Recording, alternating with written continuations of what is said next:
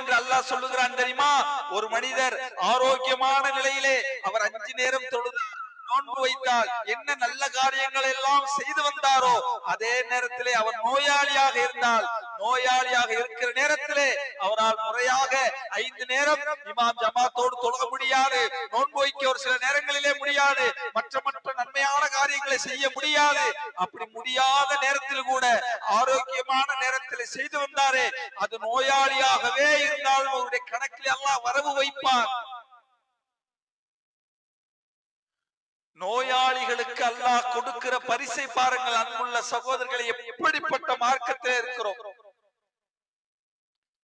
மற்ற மார்க்கங்களிலே, மற்ற கொள்கையிலே, மற்ற மதங்களிலே நோய்வாய்ப்பட்டவர்களை எப்படி பார்ப்பார்கள், எப்படி பார்க்கிறது இன்றைக்கு உலகம்.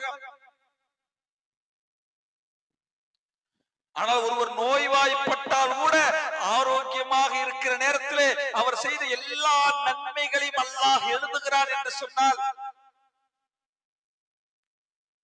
நபி ஸல்லல்லாஹு அலைஹி வஸல்லம் அவர்கள் சொன்னார்கள், ஒரு மூமினை பார்த்தால் எனக்கு ஆச்சரியமாக இருக்கிறது, அவனுக்கு ஏதேனும் அல்லாஹ் கொடுத்தால் நன்மை கிடைத்தால் அவன் அதற்காக அல்லாஹ்விடத்திலே நன்றி செலுத்துகிறான். அவனுக்கு ஏதேனும் கிடைக்கவில்லை, துன்பம் நடந்தால், கஷ்டம் நிகழ்ந்தால் அதை அவன் பொறுத்துக் கொள்கிறான். அதுவும் அவனுக்கு நன்மையாகவே மாறுகிறது.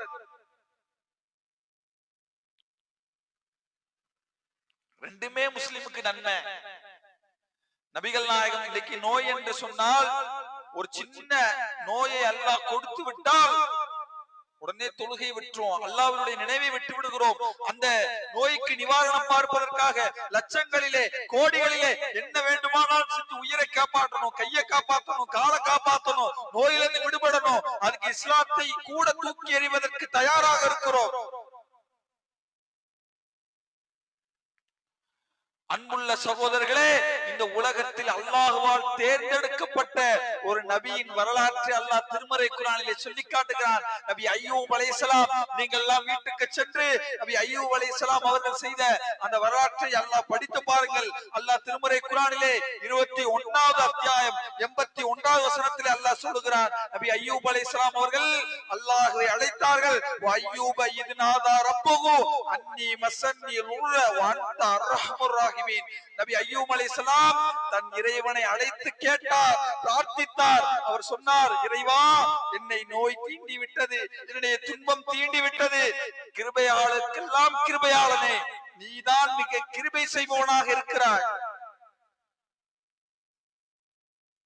பல ஆண்டு காலம் நபி